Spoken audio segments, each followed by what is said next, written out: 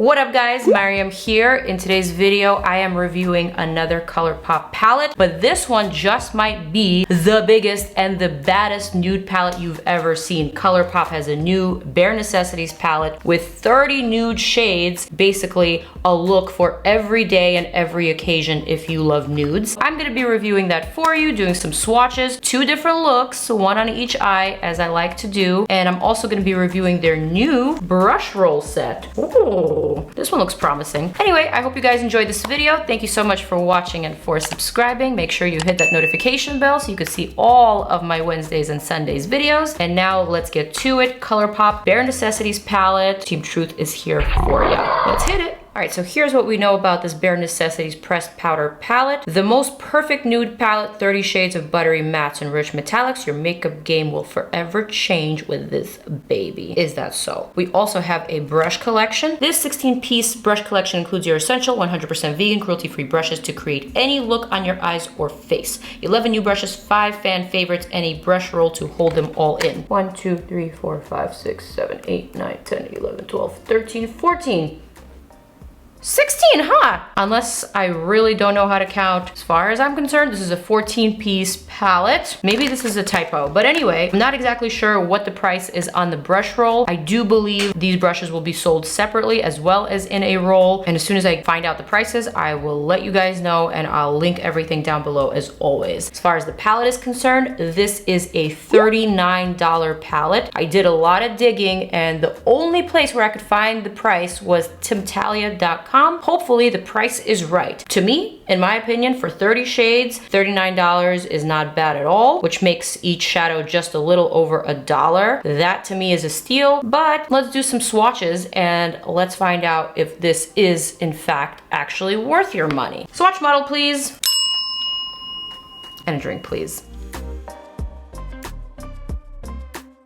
So guys, I am pretty impressed with those swatches. Colourpop shadows never swatched that good. They are never that consistent. The fact that there were so many creamy mattes, I'm not even talking about the shimmery shades, but just speaking about the creamy mattes alone, I was really impressed. That said, let's see how they apply to my eye, let's see how they wear, and let's see what kind of looks I can come up with using this palette. First and foremost, I'm going to need my primer on my lids. Colourpop shadows are not the types of shadows that you can simply apply to your bare lid, or even if you have some concealer and powder, it's not enough to help them grip. So Fenty Beauty primer is what I'm using today, and pretty much in all of my videos lately. I just love this one so much, and I can't say enough good things about it. I'm gonna pick up this very fluffy brush here from this brush roll kit, and the first thing that I'm gonna do, given the fact that there are so many different nude tones ranging from cool to neutral to warm, I think I want to create one solid look that is solely warm and one that is solely using cool shadows. This is going to be designated as my warm eye. This is going to be my cool eye. Starting with the warm, I'm gonna pick up this shade here called Hustler. Reminds me of the new J-Lo movie. Anyone seen it? I'm gonna apply this peachy warm shade to my eye socket. Use this as my transition shade. This is a really nice creamy matte shadow, and I think it's a really great shadow for the transition right above the crease. Perfect for those of us with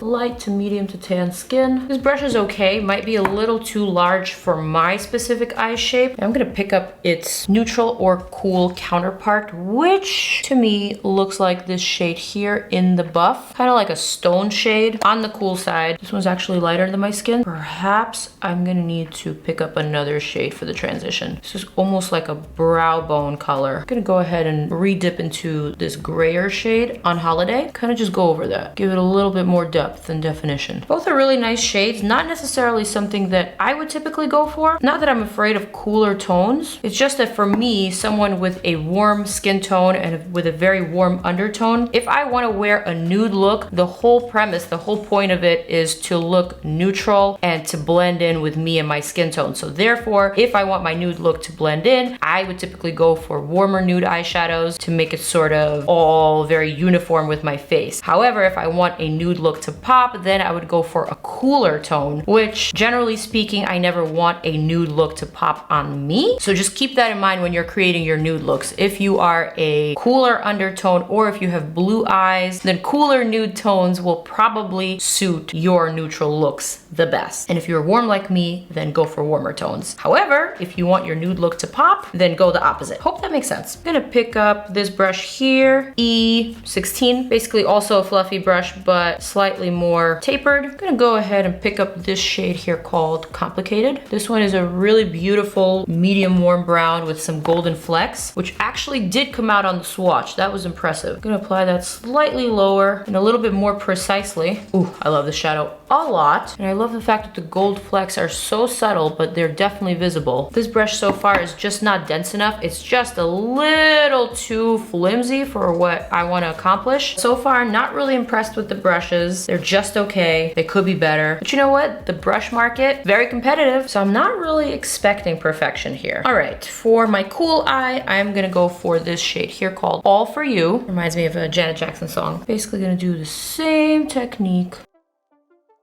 A little bit on the lower lash line. Picking up E19, another pretty flimsy brush. I'm gonna go for this shade here called Haute Couture. This one is a medium reddish brown. And I'm gonna apply that even lower to the outer third or outer quarter of my lid, up to the crease, slightly past the crease, and blending in with that previous shadow. Yeah, that is pretty and that is impressive. I'm liking this look. This one's definitely a little bit different for me, but I'm not hating on that one. Let's go for this darker shade here called Taboo. This is a cooler brown on the darker side. Kind of matches my hair. I'm liking where this is going. These shadows are actually quite lovely. You guys are new to my channel and you're wondering why I'm so surprised. Well, it's simply because I have vast experience with Colourpop shadows. I often say that Colourpop shadows are a hit or a miss. They could be either or. So when I find 6 shadows in a row that swatched and performed great, I am pleasantly surprised. Blend that out real quick, just like that, and boom.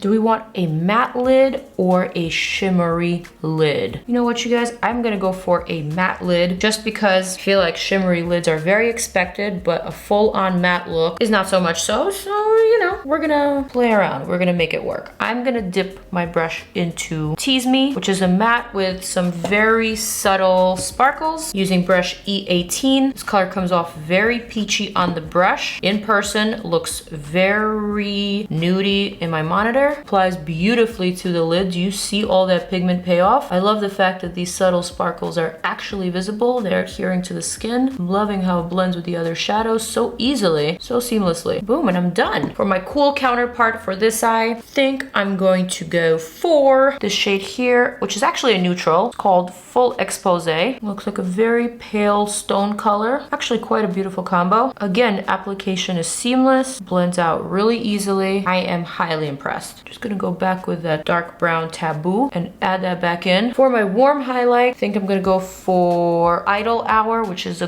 golden, sparkly, champagne-y shade. That's definitely on the warm side. Woo! Do you see that? Blinding bling. Add a dot of that right here using brush number E20. This brush I actually do like. I think their packer brushes are a little bit more solid than the blending brushes, which seem to be just a little bit more flimsy. Add that same shade here. I like the fact that this brush is really small and precise. It's actually quite the perfect highlighting brush. You can make the edge super precise, clean up the brow, and then you can also brush the color down and use it to diffuse the pigment. So good, so satisfying. Wow. All right, the Silk Teddy is definitely the cooler counterpart to the Idle Hour, but I am not a fan of cool highlighters. I feel like they just don't photograph well. They give you that gray cast. So I'm gonna skip that altogether. I would totally use that on the center of the lid, but as a single highlighter in the inner corner and the brow bone, not for me. I'm gonna go for the Talk instead, which is a little bit peachier. Also a lovely color, kind of a duochrome. Definitely a duochrome actually. Gold to pink. So you know what? I am gonna add a bit of that Silk Teddy on top.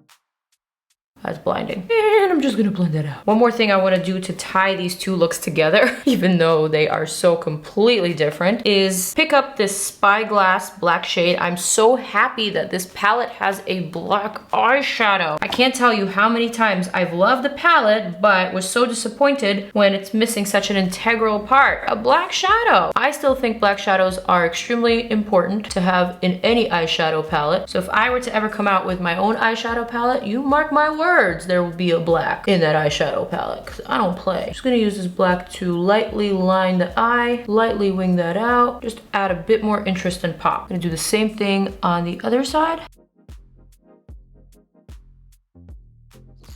That is cute. I'm just gonna pick up a little bit of this brown here, this crack on brown shade, and just diffuse that line ever so slightly to make it fit this warm look a little bit better. Very subtle, but very effective. Also gonna add that crack on shadow right here. And then for my cool eye, I think I'm gonna go for this Actifool plummy purpley shade. Basically do the same thing, just diffuse, make it a little bit softer, cool, or warm? That is the question. One last final touch. I really like the way that this gold shade Genie swatched on Lee's arm. So I'm gonna pick up a smidge on my finger and I'm just gonna dab that to the center of the lid and also over the liner, just to add a hint of shimmer, which will also help with dimension. And then for this side, I'm gonna pick up Rumored, dusty lavender-ish, silver-ish type of color. I'm gonna do the same thing, just add that to the center for a slight sheen. All right, I'm gonna go ahead and curl my lashes. I'm gonna skip falsies today because I want these to be wearable looks that you can wear to school, to work, to run errands, to a meeting, to a casual dinner, or to whatever you want, basically. I'm adding my Lash Princess mascara, waterproof mascara by Essence. I love this one. Been raving about it in so many of my videos. Just realized there's a little bit of fallout on the top of my cheekbone from one of these cool shades. Not so much from the warm shades, but maybe I'm not seeing the warm fallout so much because it's matching my skin tone.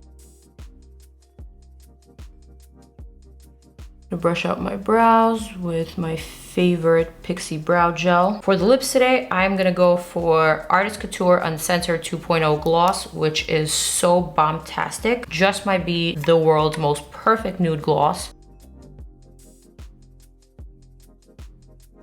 I love everything about this product, from the brush tip applicator to the cool nude undertone of the gloss, which is just so flattering on a warmer skin tone because it pops, to the minty feel that it gives my lips, to the plumping effect. I love it all. Wait, is this an Artist Couture review? Maybe not, but I thought you should know. The link's down below. All right, you guys, here is the final warm look on this side, and here we have the final cool look on this side. What do we think? Warm or cool? Comment down below. I actually quite like both of these looks, and with that said, I gotta say that I absolutely love this palette. I think for $39, if in fact that is the price, this palette is a steal and everyone needs to get their hands on it. The quality is really great, far superior to some of Colourpop's not so great palettes. You know which ones I'm talking about, they're out there. This one by no means falls in that category at all. This is a great palette with lovely colors, with great textures, and you can create so many looks with this. Perfect for every day, perfect for any woman or man or girl or boy or anyone who likes makeup, or a makeup artist who does bridal, who does makeup for special occasions. This is great. I highly recommend it. I'm even gonna give it a really high rating of an 8.5 out of 10. That's a pretty generous score from me, especially for Colourpop, given the fact that they don't always hit it out the mark. This time they did, and I congratulate them for it. So I hope you guys enjoyed this video. Thank you so much for watching and for tuning in. I've got many more reviews that I decided to place right here for your convenience so that you can click on it and check out my next video. Bye guys. Mwah.